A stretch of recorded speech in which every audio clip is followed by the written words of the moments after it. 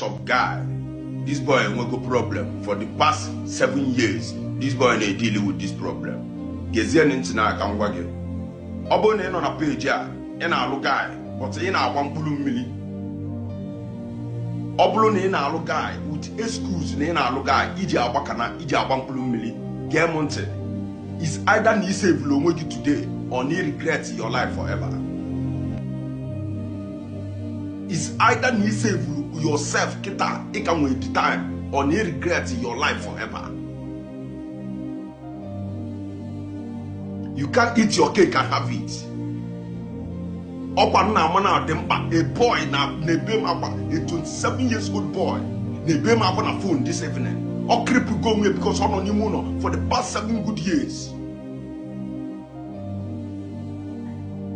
Obuni in a man what encourage, in a past something, a man on terminate that person's ability in coordinating himself. Obuni in a facilitator, an influencer towards this thing, they destroy our youth. It's either you repent or also. It's either you because there is no way he get to one another come on. Yana one another circle. A young boy now at the good depressed, deep down for the past 5-7 good years. No luni muno. Onya with talent, but talent yana.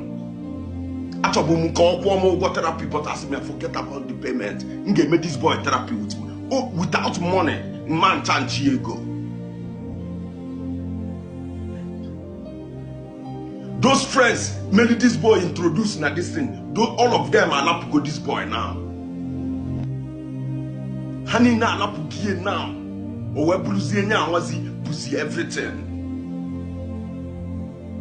When I tell you people to choose wise, I know why I tell you to choose wise. There are people that are coming into your life to terminate your life in the name of friends. And when people next step into your life, knowing that what their own person do, they don't want to pass through it alone. How to pass it the same thing. How to came on the same predicament.